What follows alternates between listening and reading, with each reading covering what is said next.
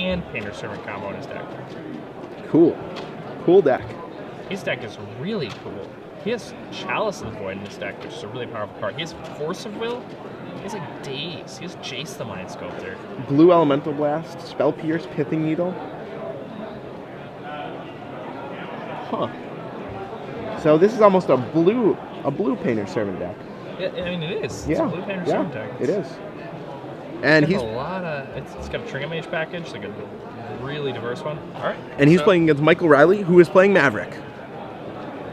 Looks like a pretty standard Maverick list. Focused, of course, around Green Sun, Zenith, Stoneforge, Knight of Reliquary, Mother of Runes, etc. So Tundra Delver. That's not something you see every day. You're No. Like, what Yeah. is going on? Michael Riley, not sure what's going on, but he has to figure he's against an aggressive deck, but he's going to be so surprised when he gets Painter Servanted out.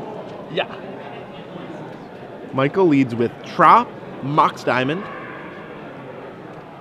He'll be discarding a Dryad Arbor.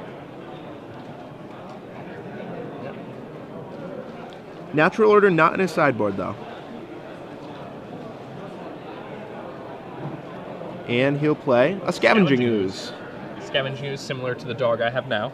I Right. have a pug. Scavenging Pug. That'll be a Magic card someday. In the dog-themed set. The dog theme set. The Yeah. Futures dog theme set.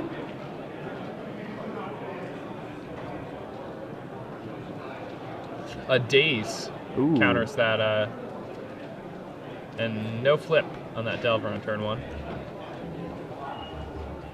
Mark Paoli with an Underground Sea. So far he showed him an Underground Sea and a Tundra, and he's a Painter Servant deck. And Michael Riley must be so confused right now. It's like, what is going on? He's like, okay, so an Esper Delver deck, this probably has Confidant, maybe Meddling Mage, Swords to Plowshares, definitely. But nope. No, none of those cards are in Mark Paoli's deck. This is an interesting question from Cody Ballsizer, and I want to go back to it later. If we could unban any card on the Legacy ban list, what would it be? I'm going to think about that one, and we can go back to that one. Mark Paoli goes with a Brainstorm in response to that Wasteland. And I guess it's fine. I like it just because it will flip that Delver. It'll dig him deeper to maybe something like a Force of Will this turn if he didn't have one already, and it'll definitely flip Delver. That's fair. It's just rough because, I mean, you're kind of just dead to a Stoneforge Mystic. Unless, I guess you can just dig for the Force of Will right now. Right. If you don't have it. And there's the Mystic. And that will meet a Force if Mark has one. Definitely. But no Force of Will. He'll get to search up an equipment. He does have a Force of Will. Oh, wow. No other blue card? Well, you Can't- just Brainstorm. There's Right. no way he doesn't have another blue card. The only other blue card, he might have had to put it on top to flip that Delver. Maybe. Because really, Mark's deck doesn't have all that many instants. He has a lot of enchant or a lot of artifacts rather. Yeah. I just noticed in Mark's deck one Lawan Cephalid Empress main deck. That's A awesome. main deck Lawan. That is bold in a format as Alright. diverse as Legacy. Now, earlier I spoke about the Merfolk of Florida. Yep. Just Lawan. saying. Yeah. I think Mark knows something that most of the rest of the room doesn't.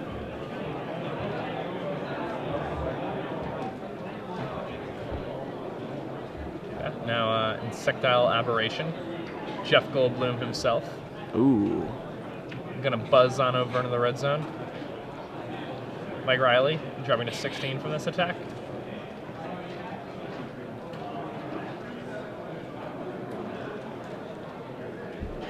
To answer your question, Ari Lax, Trop and Mox Diamond are not close to standard in Maverick.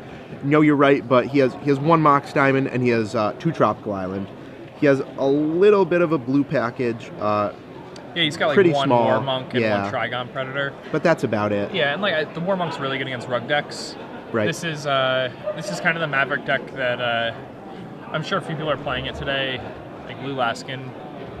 I think is responsible for this Maverick list, but it is Maverick. I mean, Yeah, it's almost identical to Maverick. Besides those, those are pretty much the only two differences. He's not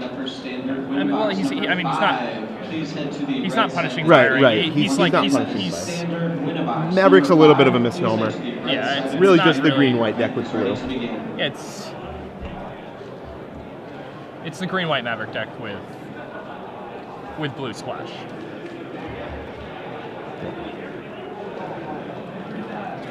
So Mark, in the middle of a brainstorm here, puts 2 back.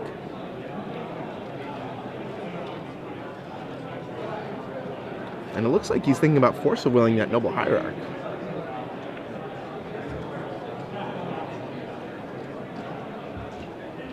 That'd be surprising. I agree. Yeah, Force of Will is one of those cards that I really, really hate to use for its alternate cost unless I'm going to absolutely lose to the card I'm playing. Yep, Force of Will is a Noble Hierarch. Wow. Removing Jace the Mind Sculptor. Mark only has 1 land, and he will be facing down a GT. But still, that's a crazy Force of Will. Yeah. And yeah, just like people are pointing out on Twitter, if you have a Painter Servant and a Lawan, it is a lock. But he has no way to find the Lawan, really. It's just a one-of, which is why it's pretty strange. No Imperial Recruiter. And he's also playing Blue Elemental Blast, so he has to name red in order to make that happen, and then he has to name blue in order to make the Lawan happen. Right. So he's kind of going in multiple directions there a little bit. Yeah, just sort of a strange one-of.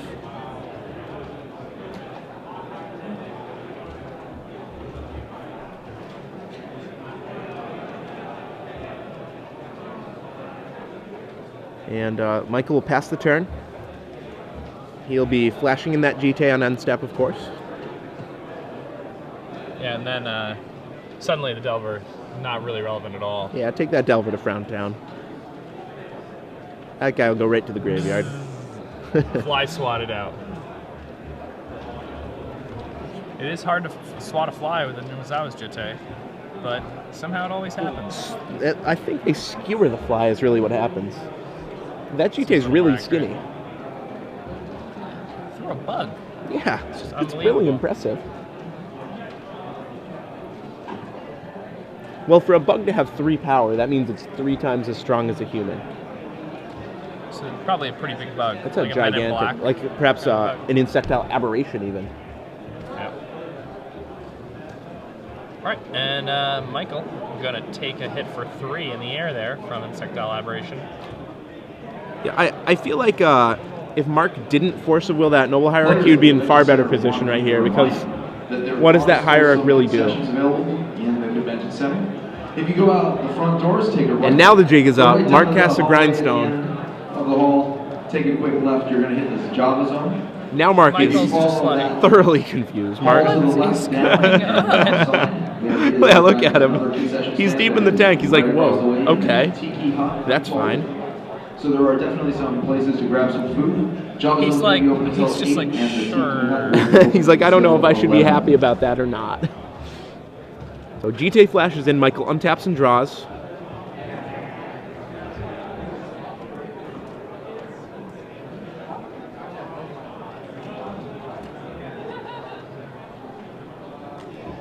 GTA equips, and Stoneforge comes in. That'll drop Mark to 18, but more importantly, the GTA will get counters. Yeah, and that's going to deal with that Delver right away. Right. And if the GTA ever gets more than 2 counters, it'll be able to kill a Painter Servant on sight. Which makes the Grindstone pretty laughable. Yeah. And Michael, at this point, may not even want to remove those 2 counters. He's like, okay, I can take 3 damage. Yeah. That's cool. Like, you're not really scared about going to 9 against a deck that just cast a Grindstone against you. Right. Exactly. You're not sure if he's on the Delver plan or the Painter Servant plan, but you know that you just won't die to the Insectile Aberration this turn.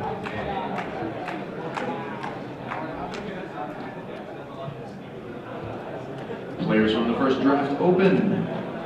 We have a top I 8. mean, with a Jit and play with counters on it, it's very difficult for your opponent to kill you with Hidetsugu's second right. The So. top 8 will be So drafted it's just with the completely second random draft things are order. flying at you from the other end of the table. Next to impossible, I'd say. And we'll be moving on. In first place, Greg Jones. And in second place, Martin Acuna.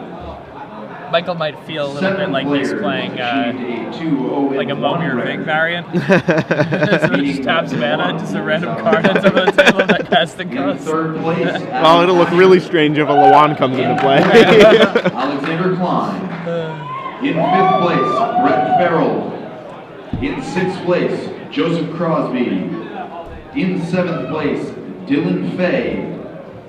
And in 8th place, claiming the last top 8 spot, which will be drafting with the second draft open at 2:30, Armando Perez. So the top 8 players for the first draft open: Greg Jones, Martin Acuna, Adam Asher, Alexander Klein, Brett Farrell, Joseph Crosby, Dylan Fay, and Armando Perez. Not sure what the players are talking about right now. They might be waiting for a judge oracle or a judge ruling. So they're getting some oracle text on Grindstone.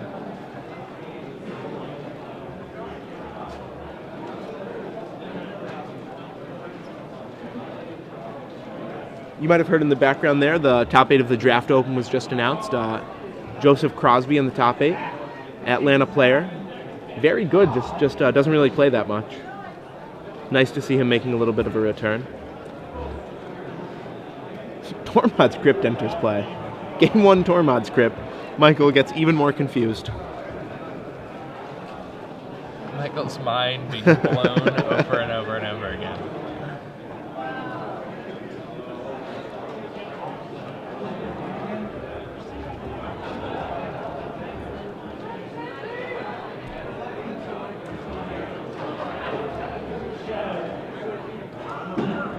And now,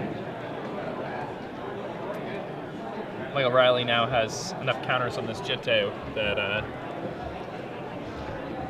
he can be pretty safe now from any sort of grindstone shenanigans. Right. The fact that he has 3 counters means that he can resolve 2 and then have 2 chances to respond to any Painter Servant with its 3 toughness.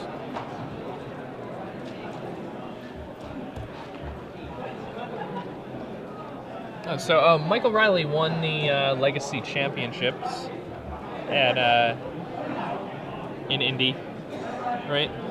2005. In 2005, Back first in place. the day. Though. Yeah, first place. That's one of the first major Legacy tournaments. Yeah, one of the first. I think that was just right before or right after Grand Prix Philly. So right now, Michael's casting a Green Sun Zenith for 2.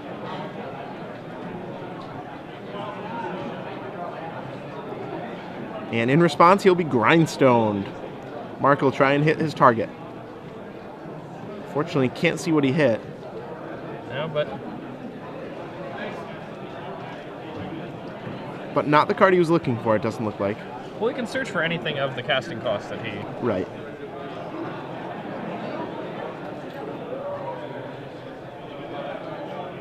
This might be a Scrib Ranger here. Seems reasonable enough. Yep. I would like a Scrib Ranger. Okay, well that's good That's insurance fine. too. Yeah, I mean, he doesn't know what's going on. Right, that's actually probably the safest bet. And that's probably what I would get. You know, Yeah. when you don't even know if it's going to be a Painter Servant to go that grindstone. I might be like, there's a magic card that I must not know about. Right. That's coming right now. Why would it be in a Delver deck? Chaotic Backlash? No, that only works with Painter Servant. Yeah, not sure. Yeah, I'd be trying to like deduce things in my head, and I'd be really drawing a blank.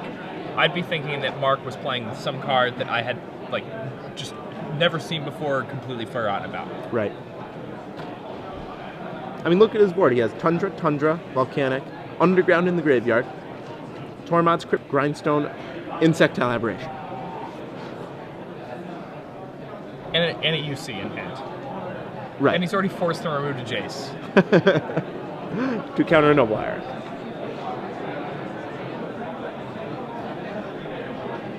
Now Mark would be untapping, could lay a 4th land and play Jace if he had it right here.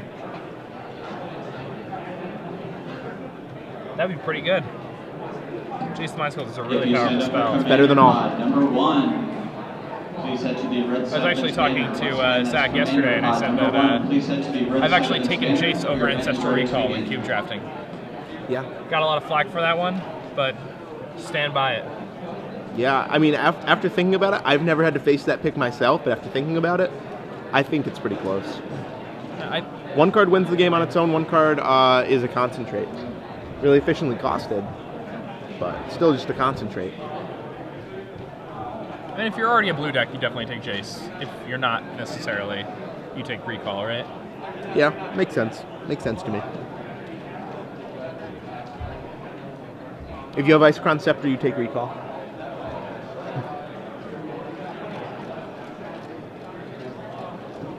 That's true. Snapcaster Mage, you probably take Recall. Eternal Witness, you probably take Recall. There are a Probably. lot of reasons to take Recall. Yep.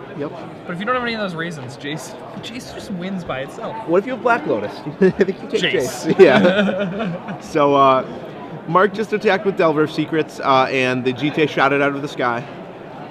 Mark had his 4th land, but no play. Now, Michael Riley's not going to need much time to put this game away. Not at all. I mean, that GTA works GTA is fast. going to do some quick work. Yep, that's 3. And he should probably let that get 2 more counters, at least for 1 more turn. Yeah, you don't want to, risk any sort of shenanigans. Right, and he does. So drops Mark to 14.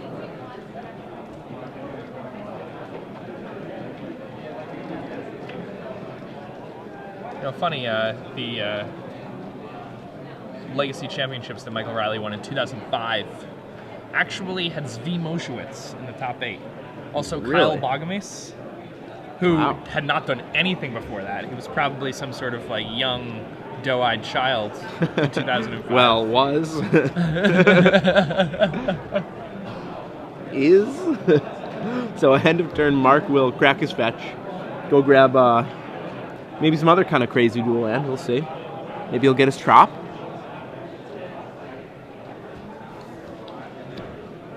Yeah, I mean, he's got a lot of lands here. I don't even know what these are for, really. I guess they're just for engineered explosives. Yeah, the 1 engineered explosives.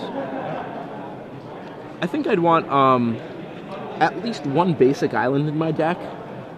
Mark actually has 0 basics. Interesting. He's mono blue, too, so Yeah. it's kind of like... I would want a ton of basics in this deck. Right. I might want back to basics in this deck. It seems a lot better than some of the other cards, like the main deck Torment Script. He does have And you a put playset of blue Trinket lands. Mage. He has 4 Trinket Mage to go find it, so it's pretty reasonable that he wants a Graveyard Hate card. But I think I'd prefer Nihil Spellbomb if he has Underground Sea. So Mark will grind Michael's deck. See what he hits. And I mean, grinding here, not very good. Just kind of closes the gap a little bit with that knight in play. Right. He's probably just trying to get a little more information at this point about the contents Yeah, I of mean, Michael's deck. he's long gone at this Yeah, point. But there's- just by grinding, he sees a few more cards. Right. Might know how to sideboard a little bit better. Mark playing 2 Academy Ruins. So the Trinket Mage plus Tormod's Crypt, the Trinket Mage plus Engineered Explosives looks to be a pretty big part of his plan. It gives him a lot of versatility versus decks that try and concentrate on one thing.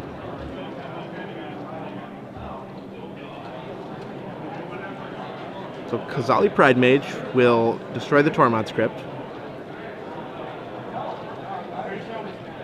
And he'll get crypted in response, of course. Removes the graveyard. Kevin Budelli. Also, the Kazali Pride Mage should be in the exile pile. Kevin Budelli, will you please? We'll make sure that happens for you. Your commander event is ready to begin. There we go. And since the swords were white, he'll flip again. Green Sun and Pride Mage, he'll flip again. Mother of Runes land. All right.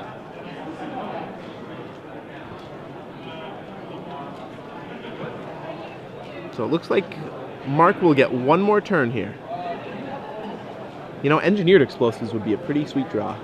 It would be. Surprised he used that Pride Mage in the crypt. Me too. Who cares? Yeah. Not really Really? so sure. Maybe he thought Mark was going to try some crazy combo on him, involving his own graveyard. Maybe. Because if I was Michael right now, I would not know what was going on. Just like we've been talking about, I would be playing really safe. I guess you're right. And you have 3 counters on a Jit, you're not really worried about losing to a Painter Servant. Right. Or 4 counters on a Jit, rather. 3 you could conceivably lose. Pithing Needle. Oh boy. We'll see what he names.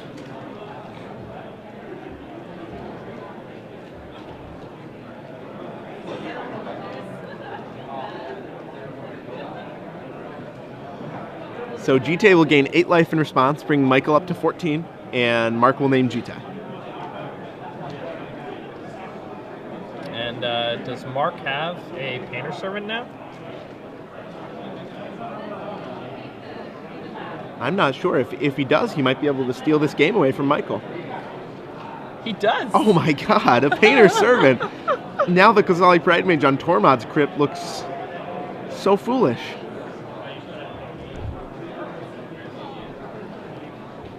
So Mark might have found a way to win this unwinnable game.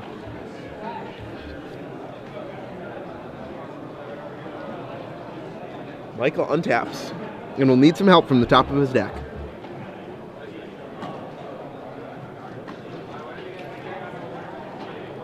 And, you already milled 2 Swords to Plowshares, so it looks like Michael has an Eternal Witness in hand, though, so he can just Eternal Witness back a Swords to Plowshares, Swords the Servant, and then attack. And, Oh wow. And then everything's completely fine. Yeah, that's a good draw. I think that might have been the only draw on the deck, that and Green Sun Zenith. Oh, so there you go. Yeah. Very nice top deck by him then.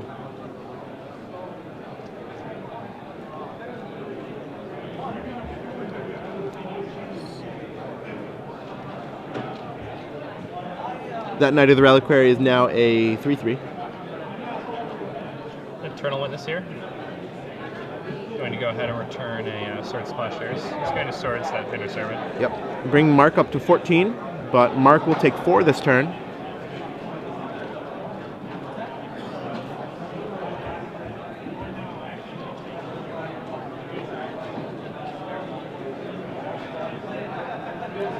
Should be 4 anyways. Well, I mean, he could actually. How does the math work? Should Knight. you attack with the Knight this turn, or can he? If you wait till next turn, is it one turn faster? Well, let's see. If he attacks for 4, that'll bring Mark to 10. And then next turn, that'll be 6. So 3 turns. That's 3 attack phases. If he gets a land and then a fetch land, it'll be the same amount of clock. It's the same clock. Okay, fair. But he could get a wasteland with that Knight. Which might be pretty good. I mean, he doesn't know that his opponent isn't playing green or red cards. Right. Or white cards.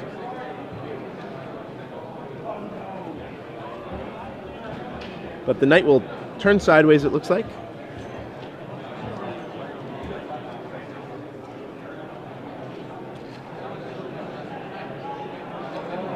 Yep. So Mark gonna fall to 10 here. Yep, GTA does get counters, but remember he can't use it.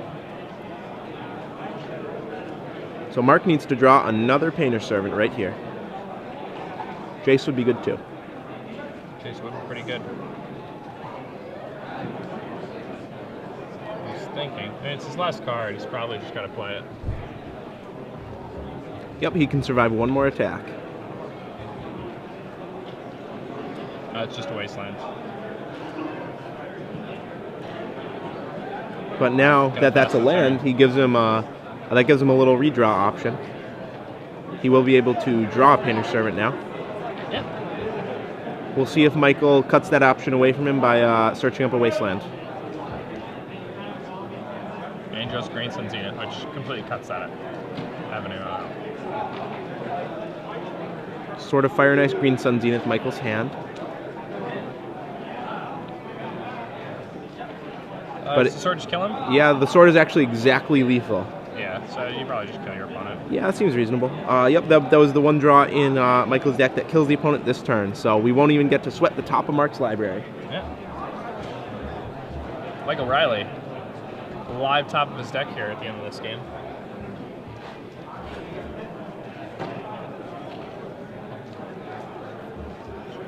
Mark Paoli has no cards in hand. So it's surprising that Michael Riley chooses to not kill his opponent. Yeah, we could possibly have the life total wrong. Mark Paoli could be at 11, something like that. The Knight of Reliquary could be a 2/2. That could explain that, but no, it's not. No. Okay. No, I mean the life total might be 11. Right. Well, Michael Riley, Green Sun Zenith for Trigon Predator. And I mean then he's still dead to the Painter Servant, you might as well just get a Pride Mage, right? Because then you could actually stop it if it's going to kill you. He only had one in his deck, and he went through it. So yeah, there were really no more Green Suns in the targets after the Witness. No more good ones anyway. Well, you just equip the sword and kill him, right? Yep.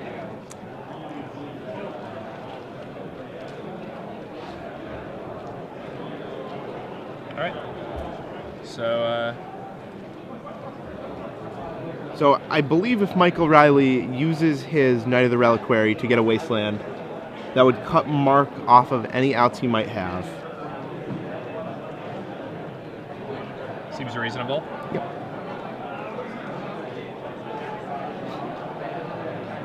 Oh, Mark wants it to be a Painter Servant. Wait, did Michael not attack with anybody? I don't think he did. I'm not sure if he's toying with his food or what. Yeah, I'm just a little confused by that. And he didn't search for the Wasteland either, so he actually gave Mark some outs here. Yeah, he did. We'll see if Mark drew it.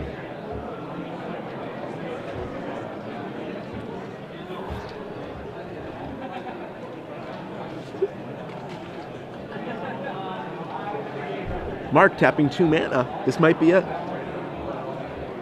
Could it be?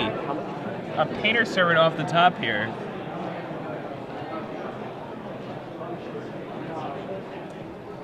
So just game 1 we're in right now, and only 21 minutes left on the clock. Both these players taking their time with this game. Wow. The game could have ended a long time ago. And Michael counting it up, showing his opponent that he's dead. So Mark packs it in after one last grindstone, get a little information from his opponent's deck, and they will move to game 2, but they'll have to speed it up. Yeah, they're going to have to play fast. That was a really long game. That was a 30-minute game. Long game. Yeah, it didn't even go that long, like, as far as what happened in the game. If I was either of those players, I would have been telling the other one to play faster. Yeah, definitely. Yeah. So, looking at the sideboard, Michael Riley has an Enlightened Tutor package in his board, the full 4 Tutor, with a lot of silver bullets. Let's see which ones he might use here. He will bring in Pithing Needle. He will bring in Stony Silence. Yeah, Choke is a good one too. Yeah. So, Pithing Needle, Choke, Stony Silence. He could bring in Serenity. It's an option. But that's pretty much all he'll have. Mark Paoli. Hurkyl's Recalls, Engineered Plagues, Leyline of Sanctity, Leyline of the Void, Mindbreak Trap. So, nothing really there. He could bring an Engineered Plague. On Human, it's definitely not bad on Human. Kills Mother of Runes. But not too many sideboard options, really. Also, of course, kills the Noble Hierarch. But that's probably the only card we'll see from Mark Paoli. So, yeah, we're in game 2 now. Michael Riley, being up a game when there's only 21 minutes left on the clock, it feels nice in one sense because you could win the match 1-0, but in another way, it's, you know... It's bad because you don't get the chance to win game 3. Yeah, you're in danger of drawing. Yeah. So if I were either player here, I'd be sideboarding really quickly. I would want to get this match done with and on the move as soon as possible. Yep, maybe they can't see the clock. Both players played very deliberately that game. Wanted to make sure they didn't mess up. We should make sure they know that the time is running out a little bit. The judges could say that to them.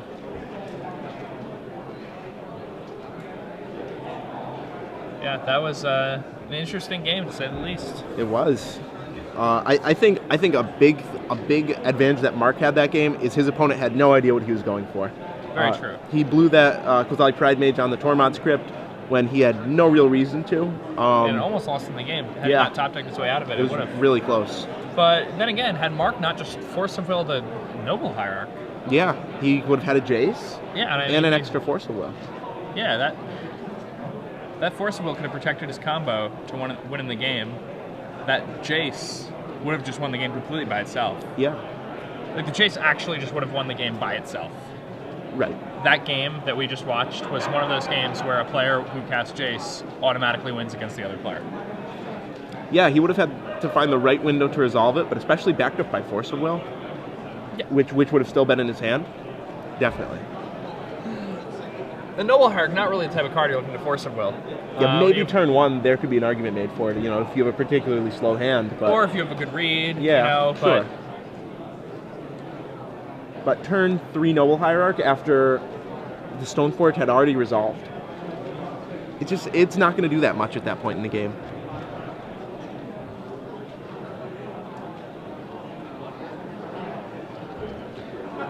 Okay, now, it's just surprising to me. Yeah. Very surprising to me. Still trying to figure out exactly what happened that match. Yeah, I'm a little bit frazzled, to be honest. Befuddled? Yes. Bamboozled? Bamboozled. Rune boggled. Rune boggled, that's a good one. Yes. All right, so Mark Paoli, only 2 Ancient Tomb in his deck. No Lion's Eye Diamond, so he doesn't really have the explosive power of most of the Painter's Servant decks. But I mean, playing an Ancient Tomb for turn 3 Jace, pretty powerful. That's fine. That's more than fine. I'd almost rather do that than anything else. Turn 3 Jace is more than twice as good as a turn 4 Jace. Gets exponentially better the earlier you cast it. Yeah. I completely agree. I play against turn 1 Jace. It's tough. It's really tough.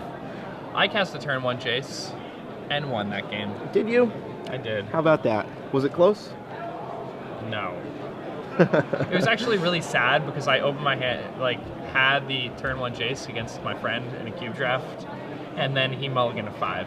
Nice. And you want so badly when you have the turn 1 Jace, to just crush whatever they're doing, and then when he's just not doing anything anyway, and you have the turn 1 Jace, you just kind of feel like... You feel bad. Yeah, you're like, oh, I'm kind of mean. It's like, all right, you want to go to game 2, man? I was really hoping I'd have fun with this. The one thing I did actually manage to beat in a cube draft was a turn 1 Elspeth. He had a Black Lotus turn 1 Elspeth on the play. I was really proud of that win. Elspeth's pretty tough, too. That's... I mean, Elspeth's in my top 10 cards to take in cube. I have a strange list. Like, most people, their top 10 list is just, power and, library and Soul Ring. Moxes are so overrated. They're really overrated. They're good. Yeah, they're definitely good. I take them pretty high. Yeah. But, off-color Mox... There's a lot of things better than an off-color Mox. Yeah, I take Mirari's Wake. that's a nice card right there. But a lot of people don't know that's a nice card. No. I've tabled it. I've opened that in Future Sight and been like, oh my god. what's it take? And you just table the Wake, you're like, oh cool. I mean, that card was printed in 2003. So for a lot of players, they weren't even playing in 2003. Talk about a demoralizing standard deck to play against. Mirari's Wake. Yeah, these guys are still shuffling. I'm surprised they haven't gotten a warning. Well, last time I was in a Star City Games feature match, I was playing against... I actually forget now who I was playing against. Maybe Eric English, but Eric English and I were shuffling for maybe just a couple minutes, and we got a warning. Yeah. For just 2.5 minutes, and we had 38 minutes left on the clock. I mean, so if anything... I thought it was a little bit aggressive, yeah. I mean, if anything, I think they should be more aggressive with warnings, not less aggressive. I agree. Whenever you can warn a player, do it, because it takes a lot of warnings to accrue any better penalty, or any bigger penalty. Michael is mulliganing 6. Hopefully that doesn't take as long as it took for them to draw their initial 7 cards, because they've just spent over 20% of the amount of time they had for this last game just shuffling and getting their initial 7 cards. Yeah, let's hope none of them have fetch lands for turn 1. Yep, only 14 minutes left. So he actually spent 30% of the amount of time they had for game 2. They've got a buddy nearby saying hi. Getting ready for his 6 Michael's card not hand. really complaining. He's up 1-0 at this point. Yeah. And Mark being a little too casual about shuffling his opponent's deck when there's this amount of time left on the clock. Well, what Mark needs to do, he needs to get a quick combo and then move to game 3 with, well, he won't have much time for game 3 regardless, but he'll try and get it done here. So an underground sea, and then he passes the turnover. There are a lot of little things. There was one turn where Mark had no cards in hand, drew a Wasteland off the top, and then thought for maybe 30 seconds before playing the Wasteland, and then passing. And that's really just... You got to play faster, and I don't think he's trying to do it for any sort of advantage, but you just have to do it. It's right. So Michael Riley, turn 1 Noble Hierarch. Mark, turn 1 Brainstorm. I don't like that brainstorm. I do not like that brainstorm at all. I think that's a very weak brainstorm. That said, though, we can't see we can't see Mark's hand rather. So, if he's trying to combo out very quickly, maybe try and find an ancient tune, play both pieces of his combo, something like that. And you can wait till turn 2. There's Right. the turn 1 brainstorm there. Just You're definitely right that turn 1 brainstorm probably isn't right.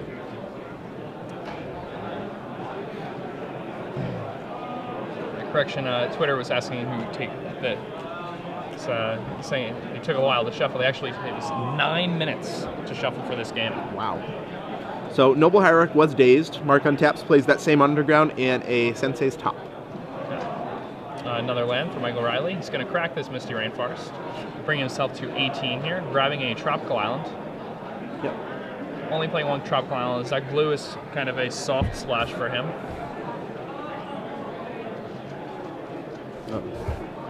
Oh, 2 Tropical Islands, I'm sorry.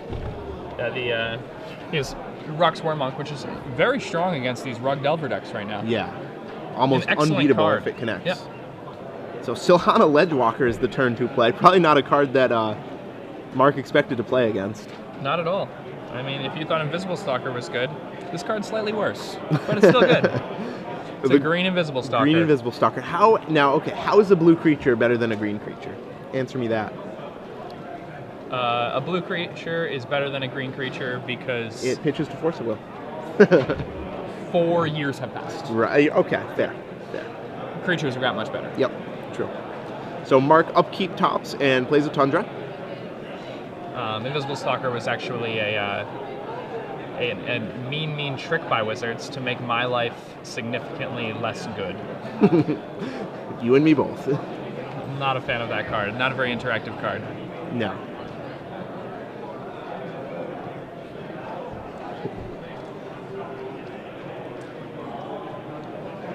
Apparently, Silhana Ledgewalker, Jacob Corey, Legacy Tech.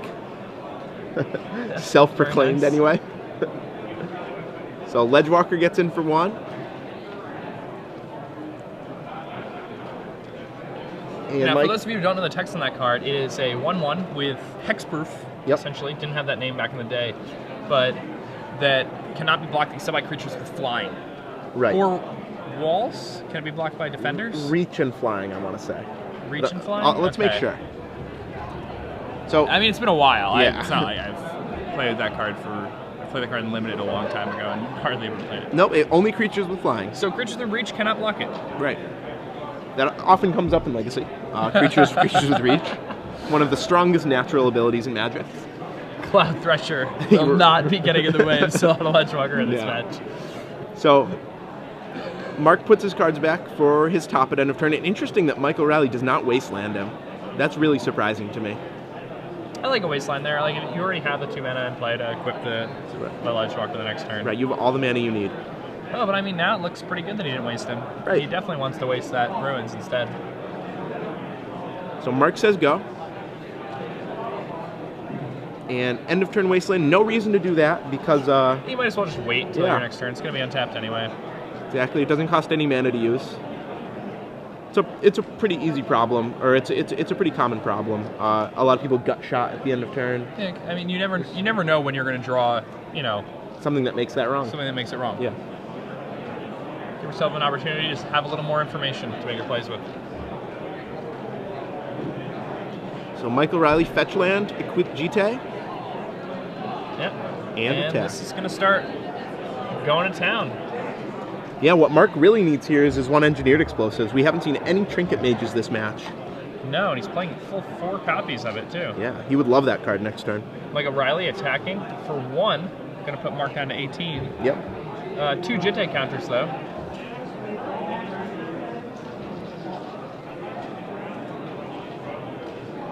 And it looks like end of turn, Mark will go for the top.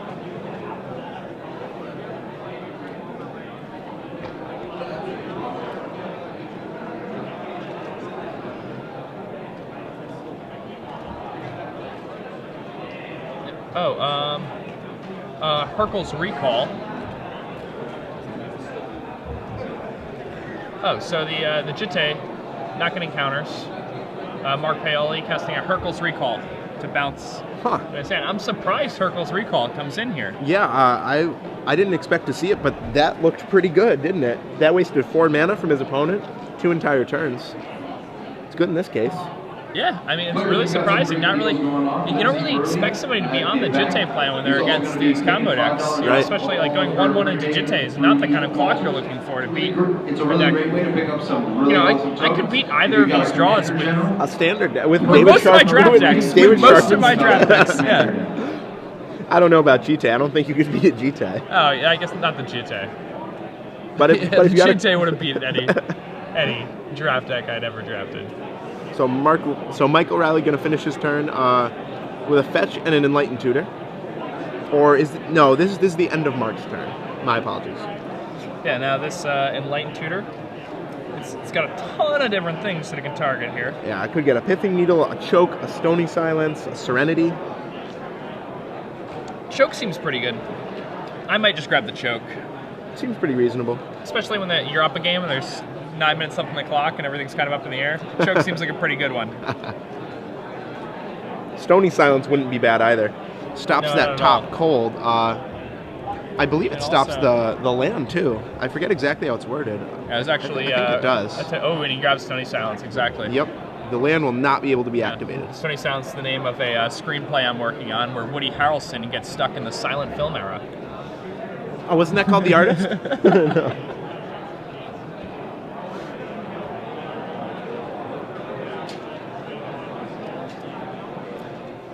So the deck is cut, here we are. the silence is on top, and it's drawn for the turn. Yeah. And Michael Riley. Let's see, is he going to just Jitte equip here? Is he going to just slam the Stony Silence? I think I would probably play Stony Silence. You might as well. Yeah. I mean, he's still got to be a little bit confused about what's going on. Stony Silence has got to make you feel a little bit safer. Right. Oh, okay. Post-combat Jitte maybe wants to bait out some sort of counter spell.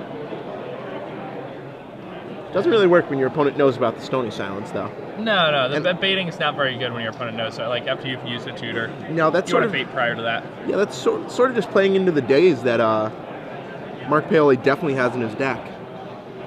Yeah, you saw it game 1 even. Right.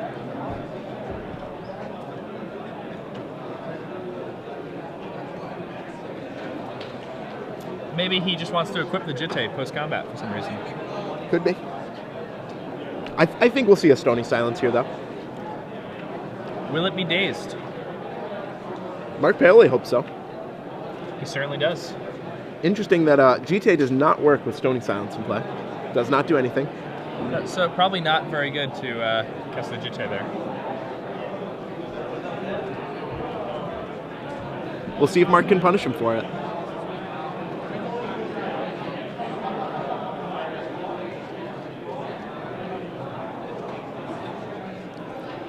Equip. Okay. Yeah.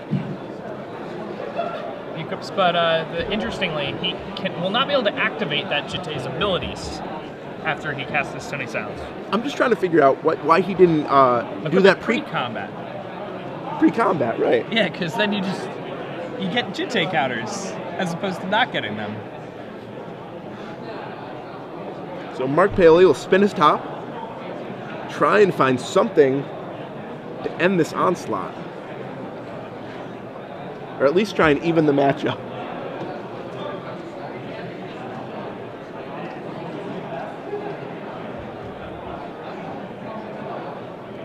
Now, let's see to the Synod. You know, may actually be pretty decent because it helps him dodge the choke. Yeah, that's true. Does not help him dodge the Stony Silence, though.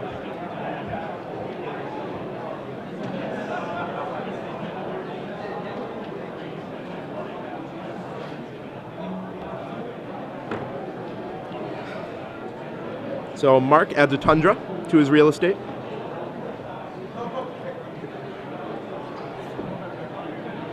To be clear, this deck that's playing out on the right, it doesn't look much like Maverick from what you're seeing, but the deck list is, it's Stoneforge, Knight, Right. Mother of Runes, it's It has a lot of the signifying factors. right. It's You know, pretty much originally Maverick just meant green white.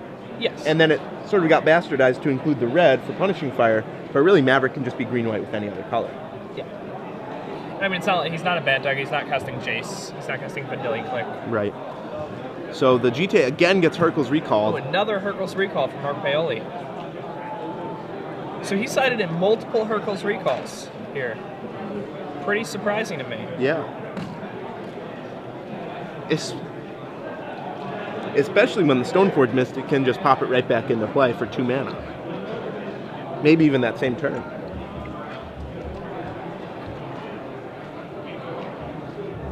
So players running out of time pretty quickly here. They have 2 minutes left. Only 2 minutes left on the clock, and nothing has really happened this game. No. Such powerful spells in this Legacy format. Neither player able to make anything happen.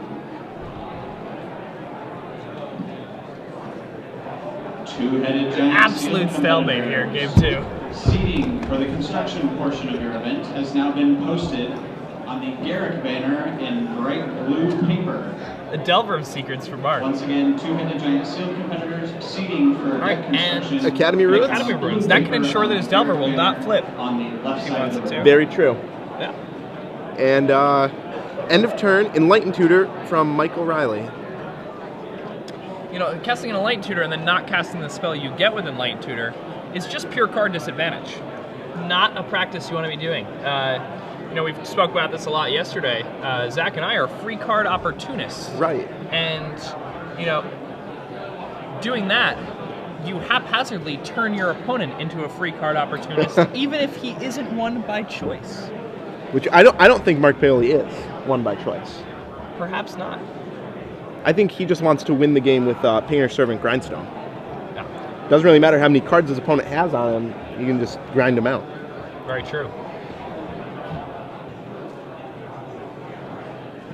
So I think Mark Riley, looking through his deck right now, trying to figure out what to get with this Enlightened Tutor. Passes by Serenity. Serenity now. Nope, Pithing Needle. Ooh, a Pithing Needle, that's interesting. He already has a Stony Silence in hand, which he spent a card to go get, and a draw step. A card and a draw step. I think Michael Riley, what he did, he Enlightened Tutor for the Stony Silence, then realized that the GTA was going to be his path to victory because he had no real pressure. That's why he didn't end up casting it. Stony Silence, though, does shut off a lot of Mark's deck.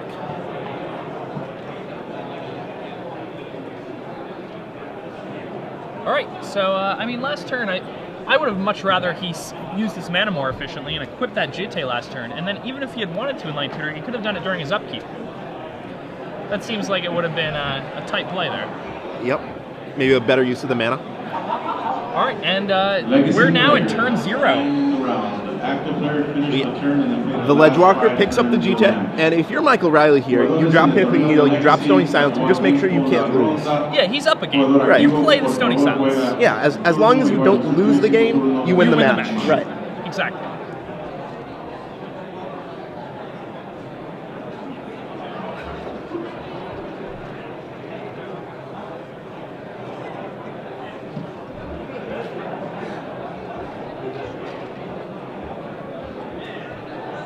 So GTA gets 2 counters, and we'll see how Michael Riley ends his turn.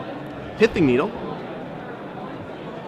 comes into play. Yeah, and I think it's safe. You just named Grindstone? I think it's safe to say it won't name GTA. But yeah, I think I'd name Grindstone. I don't know how safe anything is at this point, Zach.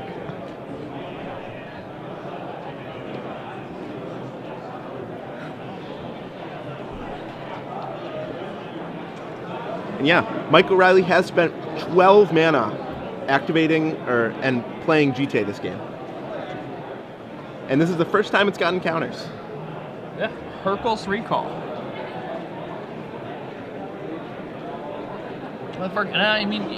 One might be surprised to even see Silhana Ledgewalker in Michael Riley's deck.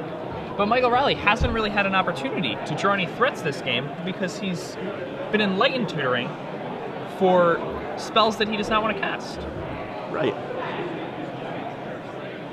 So looks like Michael Riley's trying to figure out what to name on Pithing Needle. Is he naming Pithing Needle? Is that what the point means? I believe he's named... Okay, he named top, not grindstone. Okay.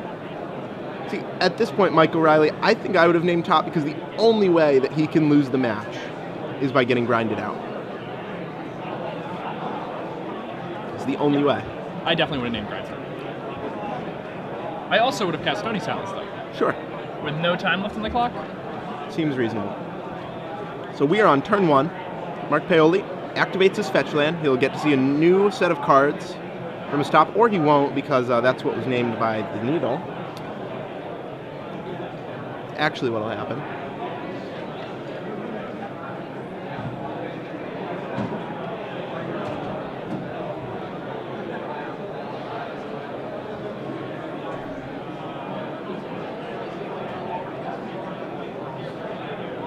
Michael cuts his opponent's deck and passes the turn. Turn 2. Michael Riley untaps his Ledgewalker and draws his card. It's a Green Sun Zenith. That's a good one. It The is. top of Michael's deck, very good to him here. So Ledgewalker does not pump. Mark will just take 1, bring GT up to 3 counters. And, if he Green Suns for 3, finds himself in Nether Reliquary, he's lethal next turn. Yeah. Chooses instead to Green Sun for 2. Probably wants to get a Kozali Pride Mage here just to make sure he doesn't die. There are a lot of ways to make sure he doesn't die, though. Yep. That he could have already done, so. So, Kasali Pride Mage coming down.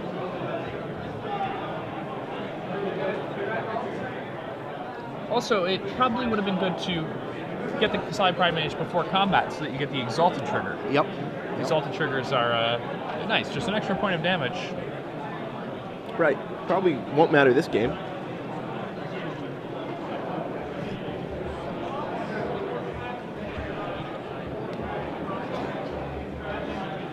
So Mark Paoli plays a Scalding Tarn and says go. This is turn 4, and it looks to be that this game will be a draw. This game almost certainly going to be a draw.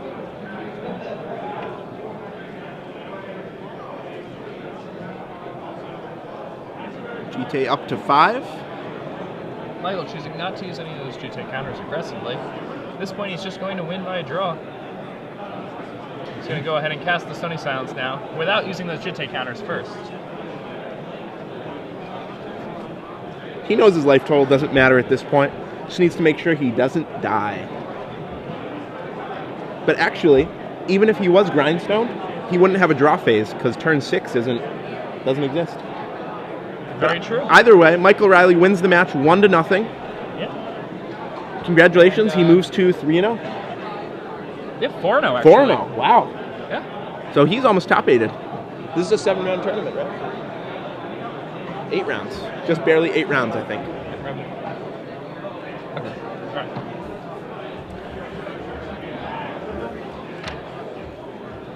Hey, guys. Hey, welcome back.